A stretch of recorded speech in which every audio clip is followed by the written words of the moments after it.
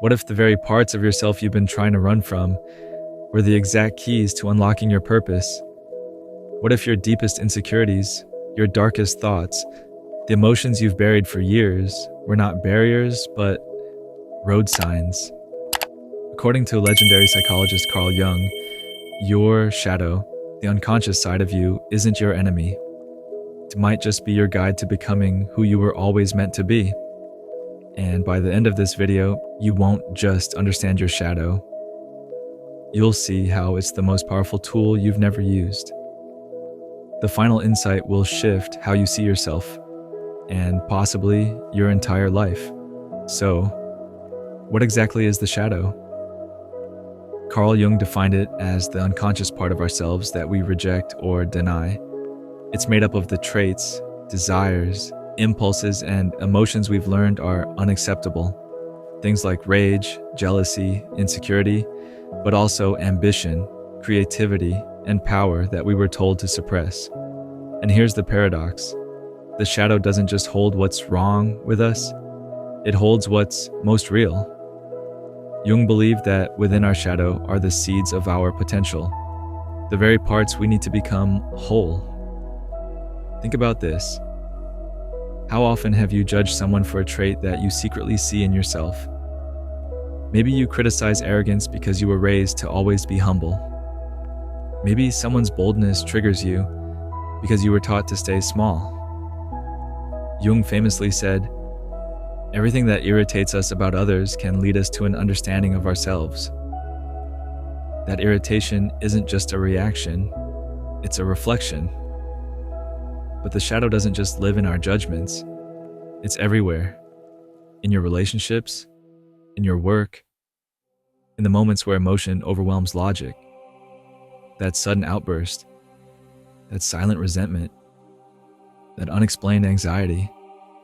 These are the moments where your shadow is screaming to be seen. The more you ignore it, the more power it gains. Jung compared it to holding a beach ball underwater. The longer you try to keep it submerged, the harder it bursts to the surface. Now imagine, instead of hiding that energy, you used it. Instead of fearing those traits, you understood them. This is where projection comes in. One of Jung's most powerful insights was that what we reject in ourselves, we often see exaggerated in others. If you secretly feel inadequate, you may criticize those who appear overconfident. If you suppress your own desire for success, you might resent people who achieve it. The world becomes a mirror, reflecting back the parts of yourself you haven't come to terms with. And when you become aware of this, everything changes. As Jung put it, knowing your own darkness is the best method for dealing with the darkness of other people. But here's where things take an unexpected turn. Your shadow doesn't just hold your shame. It holds your calling. The passions you abandoned. The dreams you told yourself were impractical. The strengths you buried because they didn't fit in. Jung believed that your life's purpose isn't something you chase in the outside world. It's something you uncover from within. And the shadow? It's the buried map. When someone suppresses their creativity because they're afraid of failure, they often feel unfulfilled. But when they face that fear, their creativity becomes the path. That's the gift of shadow work. It helps you turn what you've been running from into your reason for being. Or as Jung put it, the privilege of a lifetime is to become who you truly are. But becoming your true self requires more than awareness. It demands action. You can't integrate what you don't investigate. So how do you begin? It starts with radical self-honesty. That means being brutally real about your emotions, your fears, your judgments, without excuses. Instead of saying, "I'm just tired," ask, "Am I avoiding something?" When you feel triggered, don't just react. Ask, "Why did this hit so hard? What part of me is being exposed right now?" These moments are breadcrumbs. They lead to the truth hiding in your shadow. You can also ask yourself confronting questions. What do I fear most about myself? What traits do I see in others that I judge harshly? What part of myself am I ashamed to admit exists? And here's where things get even more powerful. Don't just think about your shadow. Talk to it. Carl Jung encouraged people to engage with their shadow like a separate entity. It might sound strange, but it's incredibly effective. You can write letters to your shadow. You can visualize a conversation. Ask it, what are you protecting me from? What do you need from me? What have you been trying to say? When you do this, something shifts. That voice you've been silencing suddenly becomes a teacher. Your shadow doesn't just live in your inner world, it shows up in how you relate to others.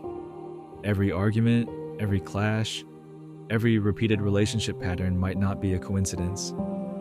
Jung believed that relationships are mirrors. The people who trigger us the most often reflect the parts of ourselves we've rejected the hardest. Think about it. Have you ever found yourself constantly irritated by a certain trait in someone else? Maybe they're too loud, too needy, too confident.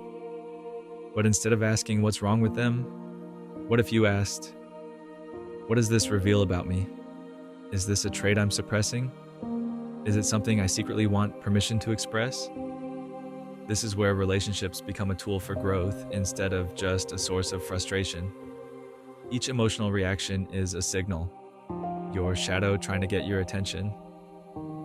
When you recognize this, you shift from blame to awareness. You begin to own your projections. And that shift is where healing begins, but it goes deeper. Embracing your shadow isn't just about self-awareness. It's the key to unlocking your creative and spiritual potential. Jung believed that the same energy we use to suppress our darkness can be transformed into art, leadership, and purpose. The shadow is not just a container for your pain. It's the vault holding your power. Let's make that real. Someone who has suppressed their anger for years may become a powerful advocate for justice. Someone who was shamed for seeking attention might find freedom and purpose through art or public speaking. The trait they were once punished for becomes their platform. The energy you've spent hiding, editing, and avoiding yourself can be redirected into creation. Jung saw creativity as a sacred pathway to individuation. He believed that through creative expression, whether it's painting, writing, music, or even problem solving, we give form to the unconscious. We let the shadow speak. Take Frida Kahlo. Her work drips with pain, rage, and longing, but also with self-possession. Or Martin Luther King Jr., his righteous anger over injustice didn't destroy him. He channeled it into a vision that changed the world. These weren't just talented individuals. They were people who had met their shadow and turned it into fuel. You don't need to be an artist or activist to do this. You just need to stop running from your discomfort. That idea you've been sitting on. That creative project you keep putting off. That an impulse you're afraid will make you too much. What if all of that was the shadow trying to get out? This is the moment when your purpose stops feeling like a mystery. It begins to take shape, because you've stopped cutting yourself in half. You're not just living from your polished, Instagram-ready self. You're living from your full self. And that's where authenticity lives. That's where fulfillment begins. When you start to integrate your shadow, something remarkable happens. The things that once felt overwhelming, your flaws, your triggers, your shame, start to lose their grip. You begin to feel more grounded, more real, and perhaps for the first time, more free. But this isn't a one-time epiphany. Shadow work is a lifelong practice. Every time you meet a new version of yourself, your shadow evolves with you. It's not about perfection, it's about wholeness. And wholeness means embracing the mess, the contradiction, and the chaos. So, how do you keep this integration going? One powerful method Jung taught was dream journaling. Our dreams, he believed, are the voice of the unconscious. The shadow often speaks to us through symbols, strange characters, and surreal situations. That nightmare you keep having, that bizarre image that keeps returning, these aren't random, they're messages.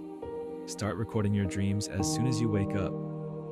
Don't analyze them right away, just write. Over time, patterns emerge, repeating symbols, emotions, archetypes. Ask yourself, what part of me is trying to speak? What have I been ignoring in my waking life that this dream wants me to see? Another method? Keep asking the hard questions. What do I fear will happen if I express this part of myself? Who taught me it wasn't safe? What's the cost of continuing to suppress it? This is shadow work in action, and the more consistently you practice it, the more clarity you'll gain, not just about yourself, but about your path forward. So far, we've seen how the shadow shapes your identity, your reactions, your creativity, even your purpose. But now we reach the most powerful truth of all. Embracing your shadow doesn't just transform you, it can transform the world around you. Carl Jung warned us, we cannot achieve wholeness by rejecting parts of ourselves. True enlightenment doesn't come from pretending to be perfect. It comes from confronting the parts we've denied, owning the pain we've buried, and using it to build something greater. One does not become enlightened by imagining figures of light, but by making the darkness conscious. That's the final revelation. The darkness isn't your downfall, it's your portal. So, how do we step through it? It begins with vulnerability, owning your insecurities, your fears, your jealousy, your rage, not to be consumed by them, but to reclaim them. When you say, "This is who I am, and I am still worthy," you weaken the chains that have kept you fragmented. That vulnerability doesn't make you weak, it makes you powerful, because it frees you from the constant performance of who you think you're supposed to be. In relationships, that authenticity is magnetic.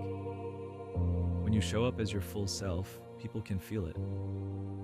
You become a mirror for others, not the kind that flatters, but the kind that invites truth.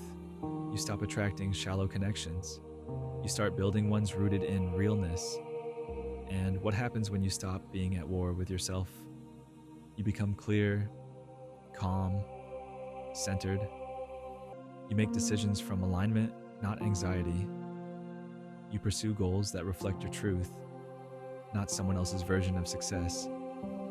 The world outside begins to mirror the integration happening inside, and that's when life starts to feel like yours. Jung didn't believe that purpose was something you find on a map. He believed it emerges naturally from living authentically. When you accept both your light and your shadow, you begin to live your purpose without even trying.